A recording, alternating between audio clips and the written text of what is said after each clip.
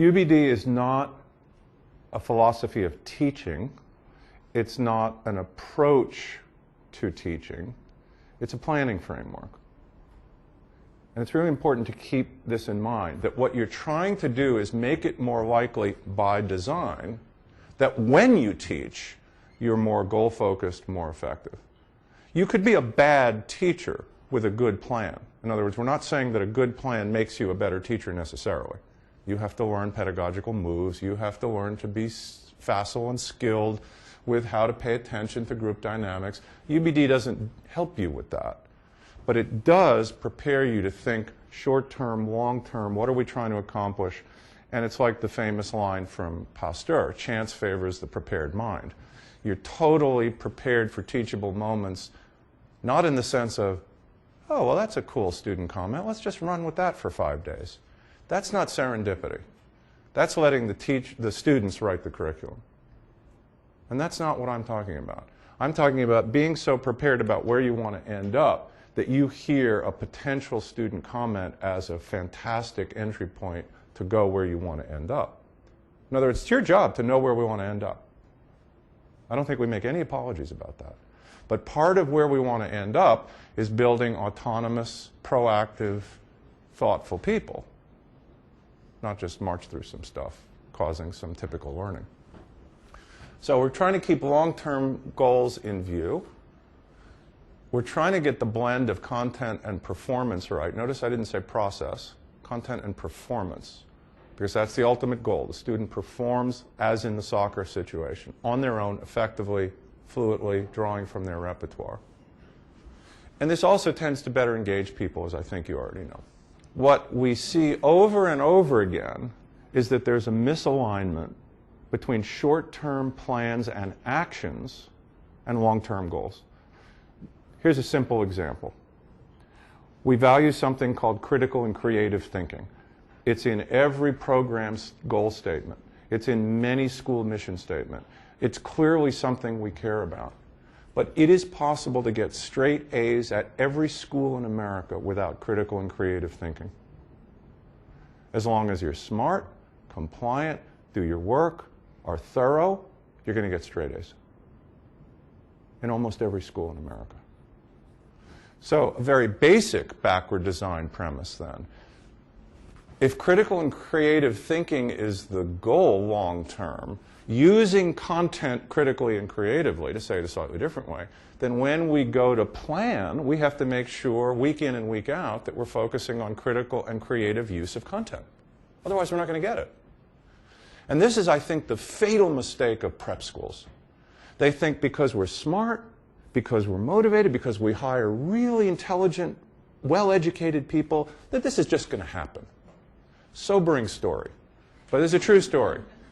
Well-known prep school in the top 10 or 20 of prep schools in the country.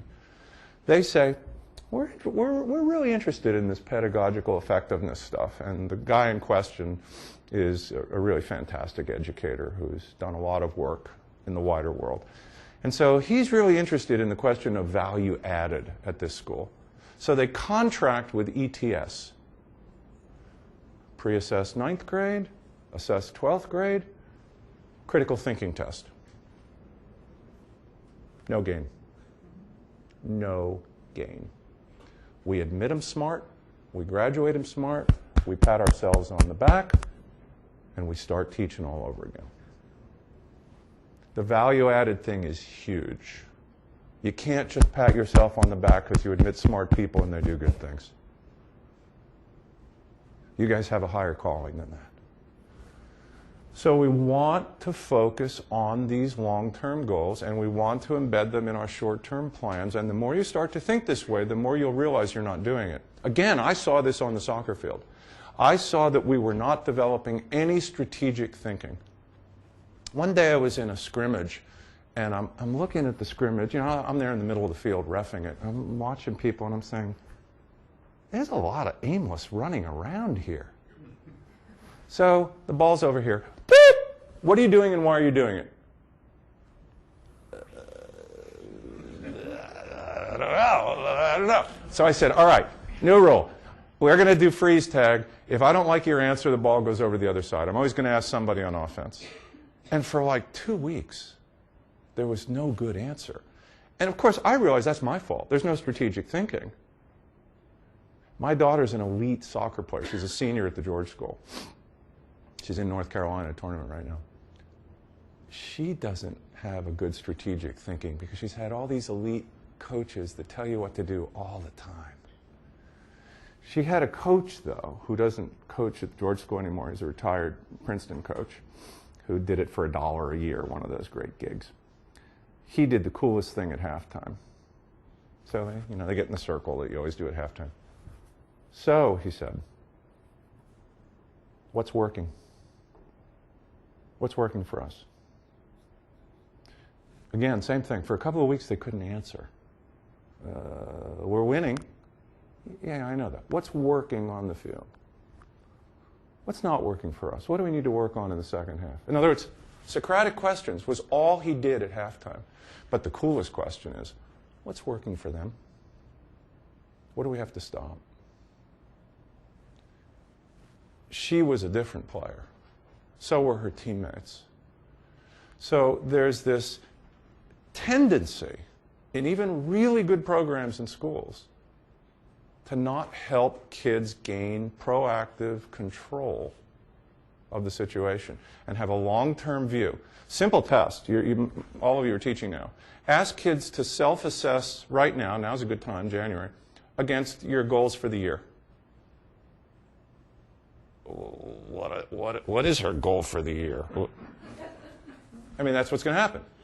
And they're going to cherry pick some random little things, and you're going to be depressed. But that's a good experience. That's a really good experience. It's the kid who has to meet the goals. It's the kid that has to understand via transparency and reinforcement the long-term goals. So critical and creative thinking, to go back to our example, is a goal. Then that should be so obvious that the kids will self-assess against critical and creative thinking. Let's try it as a quick and dirty exercise. Think, pair, share. If you had to write a one-sentence mission statement for your course, what would it be? Jot some thoughts. Try it out on the person next to you. One-sentence mission statement.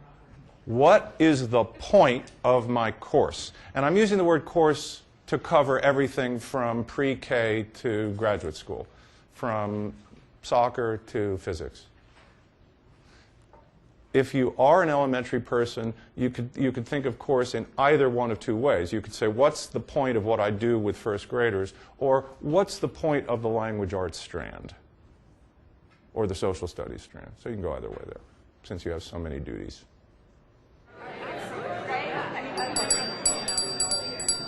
Let me ask you to pause for a minute. And let's do a little bit of backward design thinking. And then this is the basic logic of backward design. We'll say more about it later, and many of you know this. If that's the goal, what follows? If that's the long-term goal, what follows? What follows for assessment? What follows for instruction? Go back to your conversations and just together play out casually and informally at this point the answers to those questions as they occur to you. If that's the goal, what should we be assessing? And by assessing, I do not mean grading. I mean assessing. Just like you would do as a soccer coach. You don't give a grade as a varsity. Well, maybe in some schools you do. I never did. But you're assessing. You're judging how we're doing against the goal. You're coaching. You're giving information about how we're doing against the goal. So what should we assess? And what should we be doing instructionally? Or what should occur in the classroom? And let me tell you one quick story before we do it. When I asked this question, and a fourth grade teacher pulled me over, and she said, well, there's two parts to my answer. I want students to be good readers, but more importantly, I want them to love to read. I said, let's just focus on the love to read. We know something about how to make good readers. But focus for me on love to read. What would be evidence that they love to read? And what do you have to do instructionally to make it more likely that they love to read? And I said, be careful. Requiring them to do everything isn't likely to cause it. In fact, it may undercut it. We know this about boys. So that's the caution. If that's your goal, what's the assessment? What needs to happen instructionally to support and head toward your goal? So somebody go first, do it together, then somebody go second, do it together. 5-10 minutes.